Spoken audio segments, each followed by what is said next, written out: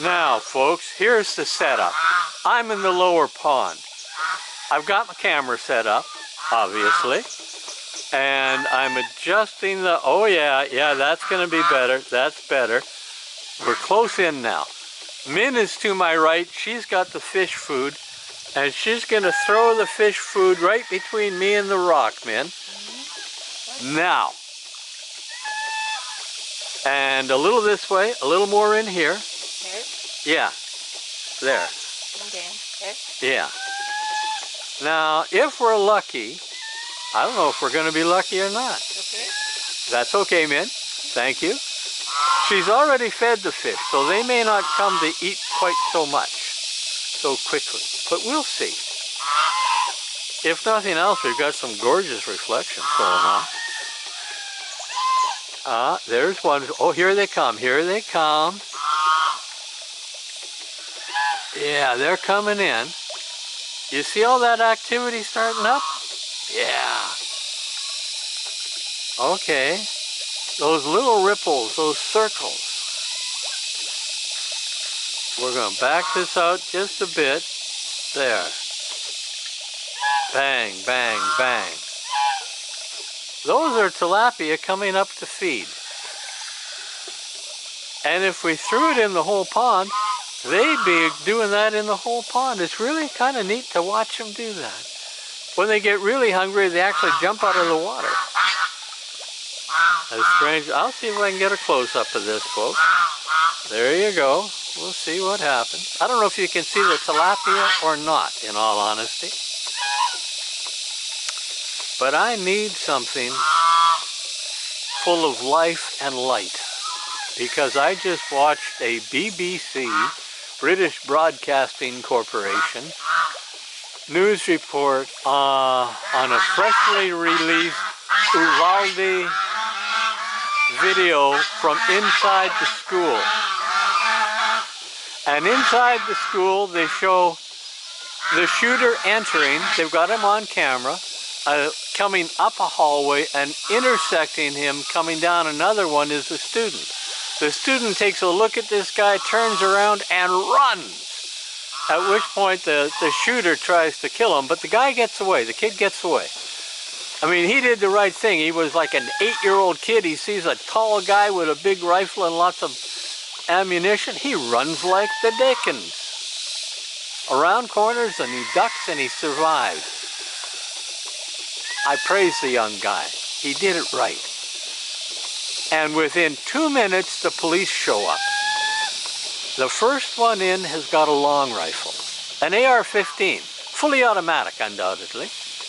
I say that, I can't guarantee it, but I can't imagine the police not having one that's full military grade.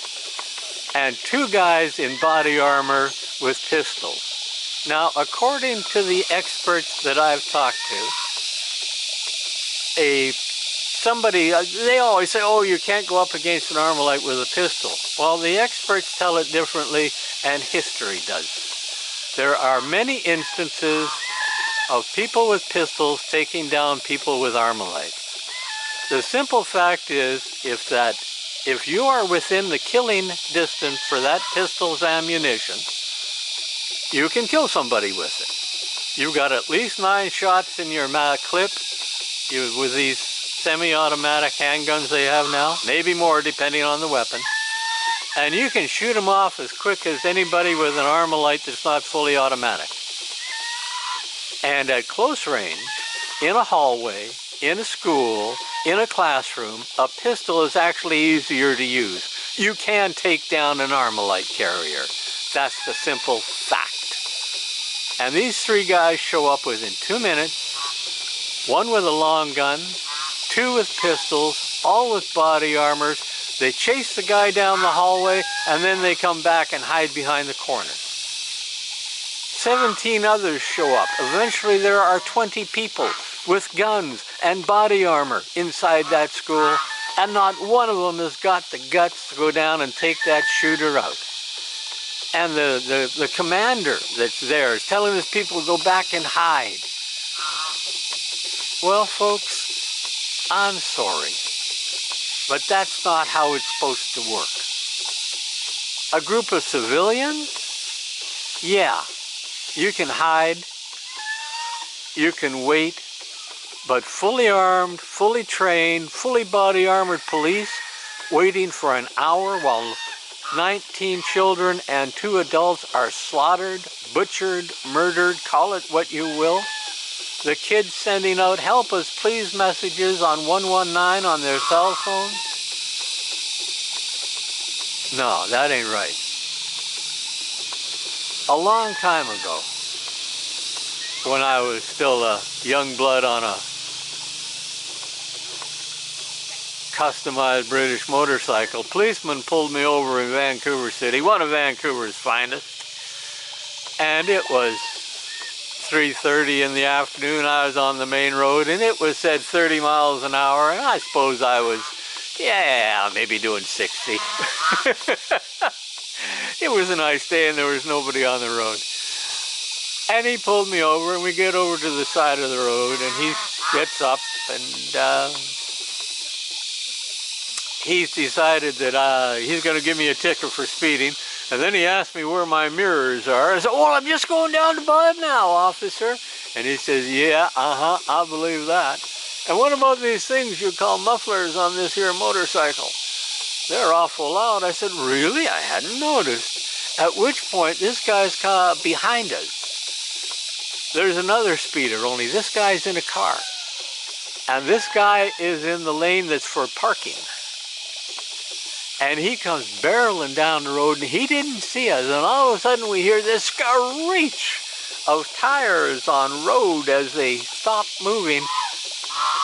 And he stops about a foot away from the back end of the cop's motorcycle.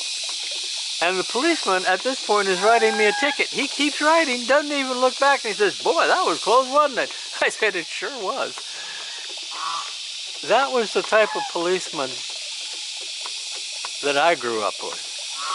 First time they put a female cop down on Granville Street in downtown Vancouver, she was about a 6-foot-tall blonde, and the bad guys decided to test her, so they started thumping on her partner, who was, 5'8", 200-pound man who should you've all heard that. Well, this was a nice lady, I'm sure, who people loved her and thought her kind and gentle, but she carried a 6-cell flashlight in her belt, which is a very long, very strong baton if you use it the right way. And she looked at them as they started to thump on her partner, and she took out that flashlight, and she just went too. By the time she was finished, there wasn't a bad guy standing. The only people standing were her and her partner, and she'd done all the damage. Nobody ever bothered her again. When I was probably about 18, I was out on a date with a young lady, driving down the road, and just before we turned the corner, there was a car accident. And the car was on fire. There were people there. And now I got to admit, I probably was trying to impress the young lady I was with. But I stopped the car, I got out, ran down to the wreck, and I went into that car. I got myself into that flaming car, and I froze, mind you. I had never seen such blood and such a mess of people. And somebody just shoved me aside and said, we got to get these people out. And they got them out, and I got out of the car and got in the car, and we drove away. Oh, I was big in the eyes of that young lady, I dare say. Now, as I say, I may have done that to impress the lady I was with. But the people that shoved me aside, the people that dragged them out of the burning car and saved the lives of those people. Actually, now that I remember it, I didn't actually freeze. I got in the car and I remembered my first aid training. And it had been drilled into me, never ever move an injured person. And that's what crossed my mind. I said, I can't move this person. And of course I had to move the person because it was a burning car. But the person that was there with me, that got in with me, he didn't have that mental block that I did, and he just got him out of there. That's why I froze. It was what I had been trained to do, I suppose, or to think about that caused me to pause. No, I'm not offering excuses. I was 18. I had a good intention and my training said don't do it, but it had to be done. So somebody else did it. So be it. The point is the other person that did it was not a policeman, was not a fireman, was not a fully trained professional and with gear and equipment on. It was a person going in to help another person. That's what people did. That's what I tried to do. That's not what the police in Uvalde did. And as far as I'm concerned, if you're gonna wear the uniform, you do the job. If you cannot in your heart, and you should know this, if you cannot go into that classroom and take on the guy with the gun, get a desk job. No, I mean, not everybody is a warrior. I grant you that. Fair enough, not a problem. Don't be a warrior if you're not one. It's just not you, so be it. I accept that. But these guys went in there with body armor, badges, and weapons. They went in there strong and tall and brave and warriors. And inside of a minute, they were cowards and bastards. My one consolation is that they're going to have to live the rest of their life with that memory. And if they are at all human, it's going to torture them. And I'm a lousy Buddhist and a worse Christian. And I'm probably not much of a Sikh or a Muslim because I really think they should be tortured in their own minds over what they didn't do. I'm sorry, that's how I feel. And I'm venting right now. So be it. Every now and again, you gotta vent. Oh. But as you can see, the fish have stopped feeding. There wasn't much there, so they weren't overfed. Now the lower pond is not the upper pond. It doesn't have the chi of the upper pond. It's an entirely different pond. Oh, that was a big fish that just went gurgle. That's my dog barking, if you can hear him, at the gate. Somebody he doesn't like. I mean, sometimes you just gotta do what you signed up to do. And these policemen didn't. And from top to bottom, I have yet to see a Texas official say it was my fault or we did it wrong. At least in the police department or the mayor or what have you. There are people saying our response was terrible, but nobody's got fired. And that's not right. But that's another story. All I'm saying is the bottom line is they could have gone in and they could have stopped them before all those people died. Even worse, I've seen pictures, I know it's true. The classroom that the children were in was a classroom with windows to the outside. And I hear you now, oh, but the windows may have been shatterproof, bulletproof. No, they weren't, because the classroom on either side, they broke the windows and evacuated the children. But they didn't bust the windows and shoot that son of a bitch in the classroom. For some reason, they didn't do it. Is it because he was white? I don't know. Now, I am not one who goes for conspiracy theories and systematic endemic racism, da-da-da-da-da-da, although I think it's there. The reality is the races don't seem to get along very well. And I'm not saying one's superior to the other. I'm just saying they don't seem to get along too well. There, I mean, the latest shootings that I can think of in America that bring this point really down solidly is the young guy who was stopped for a traffic offense. He runs, drives away, stops his car, starts to run. A dozen or so police open up fire on him, and by the time they're finished, he's got 60 bloody bullet holes in him, and I mean bloody. And he's dead on the scene, of course. And they do find a weapon in his car, but the magazine's out of it and it's empty, and it hasn't been fired. For a traffic stop, traffic violation. That's where that started.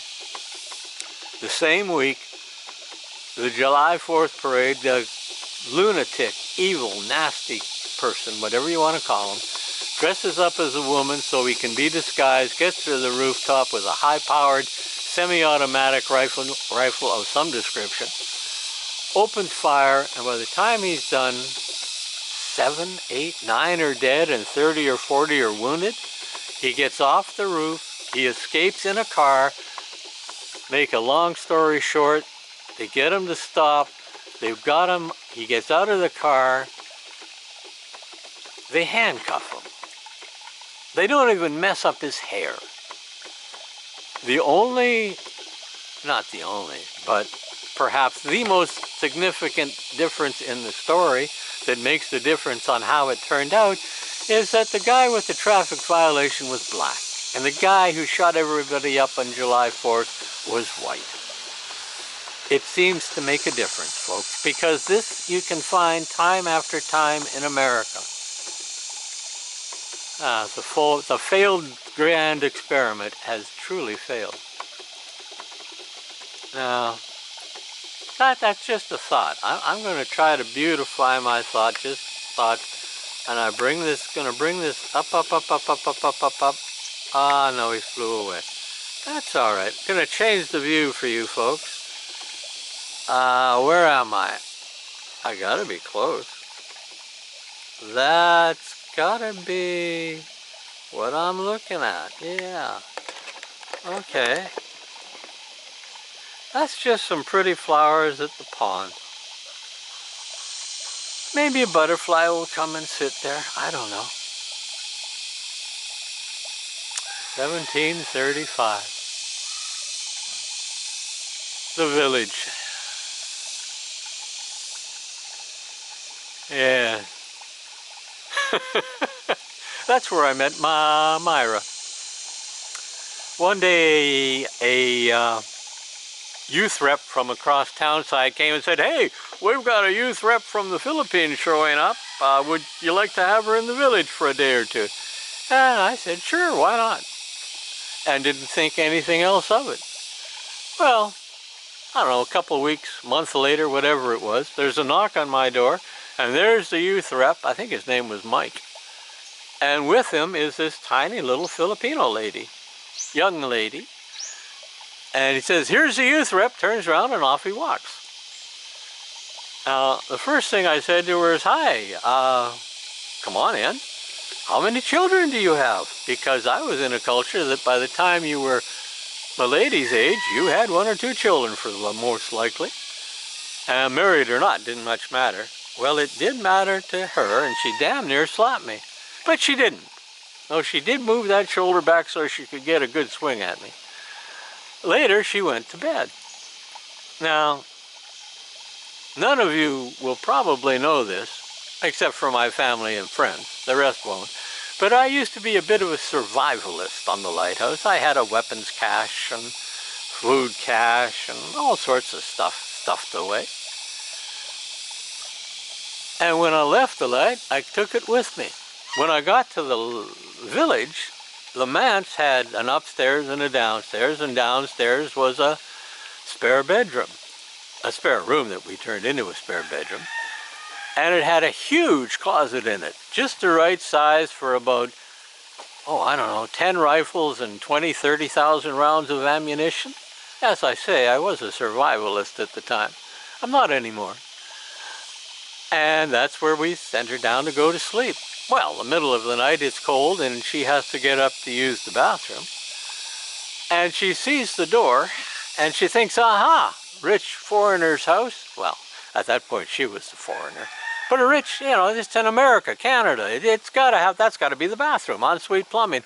She opens it up and she looks at my armory. Well, she closes the door, forgets about going to the bathroom, climbs back into bed, and just wonders what in the devil she's got herself into. And that's how we met, folks. It was a bit of a journey after that. But that's the first time I met her in the village. Now, the village, bless their soul, on the coast, the people in the village would see somebody and say, oh, they're from Klemtu, or they're from Hartley Bay. And they didn't even have to know them. They could tell by the way they looked. They knew the difference in the physique. They knew who was coastal, who was interior, who was mountain, who was from the plains. That's because they knew each other. That's part of their culture. Now, Myra and I would walk around for the first day, and I'd stop and introduce, say, hi, this is Myra, and I could see it in their eyes. I'd been there long enough. What village does she come from? And when I said the Philippines, she went, oh, okay. Because she looked really Indian, but she didn't look their type of Indian, and they couldn't quite. This bothered them until I explained the Philippines. When we came back to the Philippines, I brought pictures of the village people with me. And when people here looked at them, I said, those are Indians. They said, no, those are Filipinos. I said, no, they're Indians, trust me. And Myra said, yep, they're Indians, I know them. Met them in the village. There's a lot of cross-cultural stuff going on in the world, folks. Lots of it. That's how Myra and I met, and one of the little stories to go with it. I've decided not to tell you the story of Johnny What For because it would be an embarrassing story. And I don't wish to embarrass anybody with my blog, except the Uvalde police people. And they embarrassed themselves, what can I say? But no, that's a story that doesn't need to be told. Not in the least. But I'll tell you some more from the village that are humorous, that are educational. But I see no reason to embarrass anybody, even from the past. No, that I won't do. Anyway, folks, this is 22 going on longer. It's a nice view of the flowers, and you saw the fish, and a little time spent in the lower pond. And I think we'll call that a day. You have a good day, and hopefully I'll talk to you tomorrow. Bye-bye.